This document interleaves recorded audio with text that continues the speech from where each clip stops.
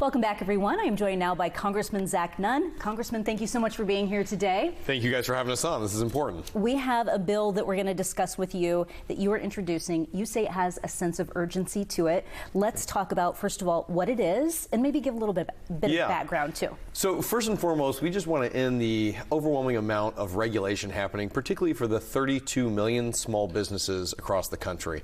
And right now, the Department of the Treasury, under an agency called CINTAF, is coming after, and FinCEN is asking for people to provide more information on who their ownership is.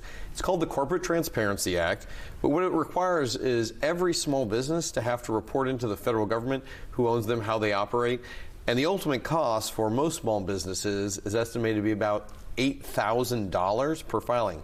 The other aspect of this is the U.S. Supreme Court just came out last week and said that they were going to allow the administration under the Biden team to put this administrative law into effect without, approval or feedback from Congress.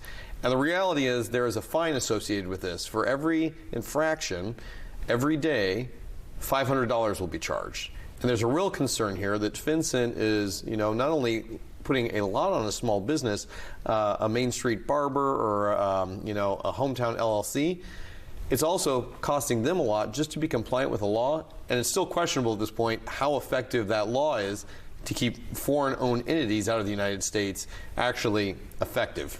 So let's talk about that a little bit. The original intention of the Corporate Transparency Act was to do just that, right? To sort of see these shell companies where maybe they have owners who are laundering money through their business or something like that, right? This was the intention of the Transparency Act. Yeah, and let's be clear, there's a real challenge here. There's over 40,000 Chinese shell companies alone operating right now in the United States. It's one of the reasons that I led on legislation not only to prevent China from buying farmland here in the U.S., but we've led in the financial services through my bills to really hold Chinese shell companies accountable. And there's certainly other countries doing the same thing.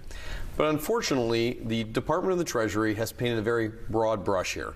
They've taken in 32 million small businesses. We invited FinCEN to actually come to Iowa, speak with small business owners. We hosted it here, and they got a lot of feedback. I will be very candid. It was Iowa nice, but it was also Iowa clear that this was going to have just a horrible conflict of, costs and challenge that a small business who should be investing in Main Street was going to have to bleed out either to be compliant or to pay a fine. And that's the wrong thing to do, to go after the businesses who are doing this the right way. And to be compliant, they're having to produce lists of their ownership interests, correct, and provide identifications and things like that to prove that these are legitimate individuals. Absolutely right. And let's just be clear, here in Iowa, half of all businesses are considered small businesses. So they would be on the hook to fill this out.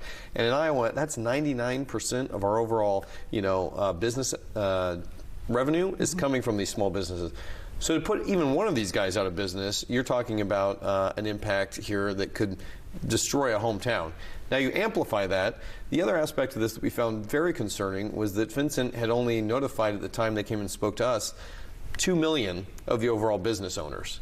And they had 6 months left to complete it after 2 years. So this is a really dilatory challenge that the federal government is putting all these requirements out there, but they're not even informing most people. If you're a S-Corp, if you're an HOA, if you have a part-time business that you filed, it might be with the Secretary of State here in Iowa, you're required to fill this information out, and you had to have gotten it in by the start of this year, or those fines start piling up. And with 20 seconds left here, your ultimate goal here with the legislation that you introduced today. Yeah, so I feel very good about this. We're going to move aggressively on this legislation to provide a long runway so that the compliant businesses are able to do it. This gives them till the end of 2025 to get caught up, and really puts the onus on the Department of Treasury to get information out to folks and help them do it in a low-cost way that also fights against foreign ownership and shell companies happening right here in the United States. All right, Congressman Nunn, thanks for your time today. Thanks so much. Appreciate it. We'll be right back.